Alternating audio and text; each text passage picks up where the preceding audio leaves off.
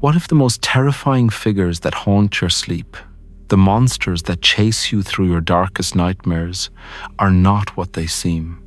What if that shadowy figure, the one that fills you with a dread so deep it feels like you can't breathe, is actually trying to get a message to you? It sounds like it couldn't be true.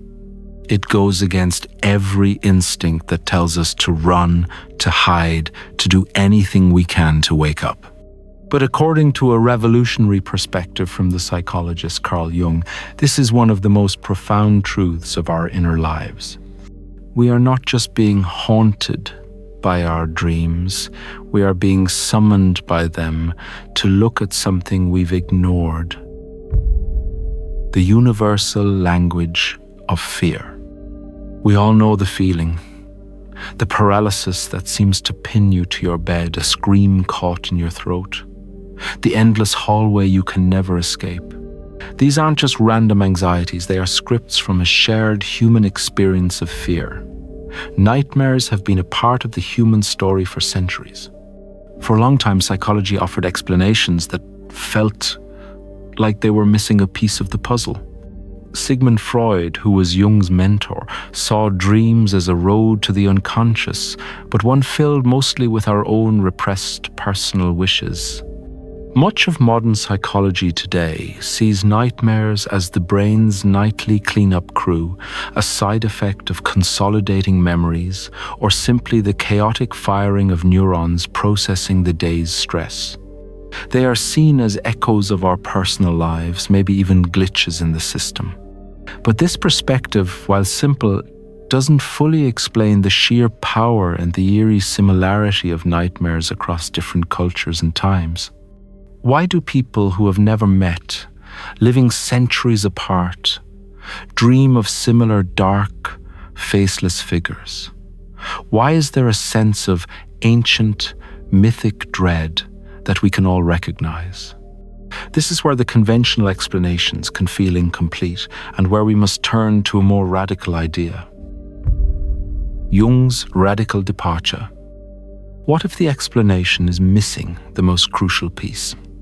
Carl Jung proposed a theory so profound it set him on a different path from Freud. He argued that beneath our personal unconscious, our private collection of memories and feelings, lies a much deeper, older layer. He called it the collective unconscious. Imagine it like this. Your personal mind is an island, but underneath the water, that island is connected to a vast underwater continent that joins all the other islands. That continent is the collective unconscious. It doesn't belong to you alone.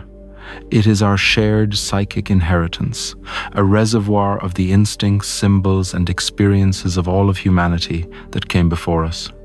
And what does this collective realm contain?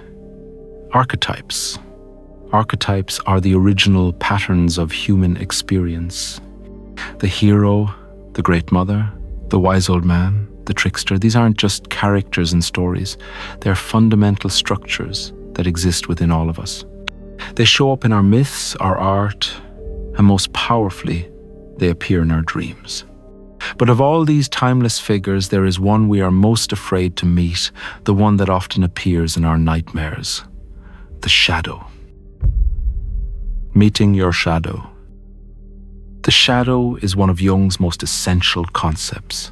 It is the part of our personality where we put everything we refuse to acknowledge about ourselves. It's our disowned anger, our secret envy, our insecurities, and maybe most importantly, our unlived potential. The shadow is everything you are, but have told yourself you shouldn't be. In your waking life, you wear a mask, what Jung called the persona. It is your public face, the polite, capable, kind person you want the world to see.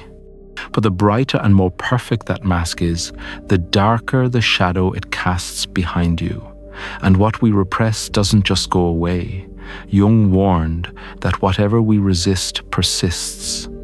It grows in the darkness of our unconscious, waiting for a moment when our conscious control is weakest, in our dreams. This is the true purpose of the nightmare. It is what Jung would call a compensatory act. The dream isn't trying to torture you. It is a desperate, urgent message from your unconscious, trying to restore balance to your whole self.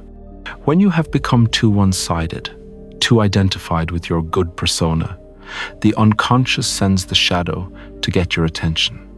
The monstrous figure chasing you is not some external demon. It is a part of your own rejected power.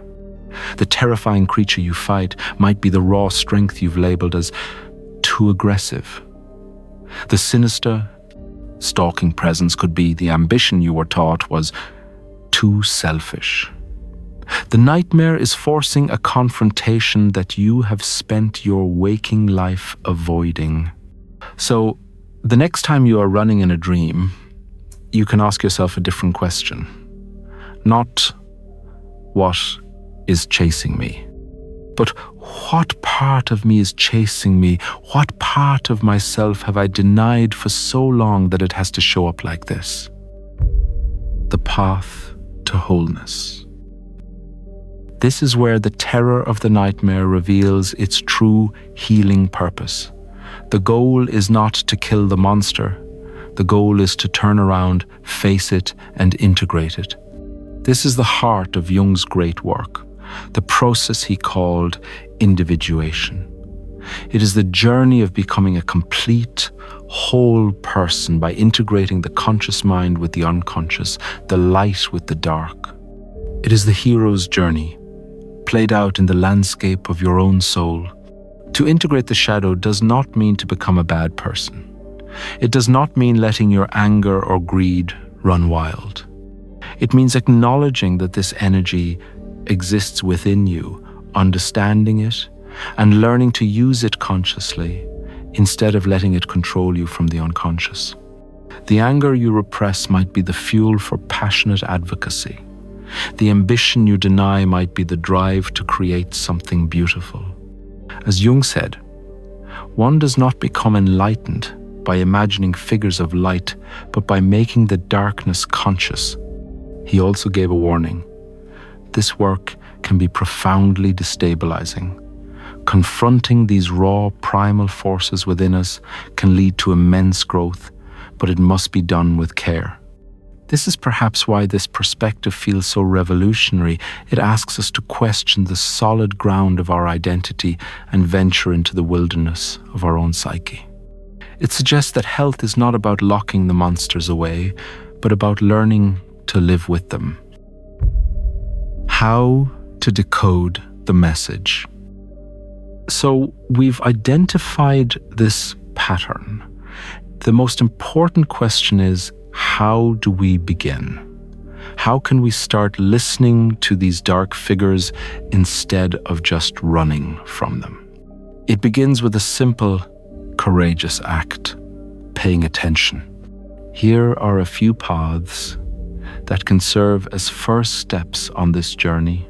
First, cultivate self-observation without judgment.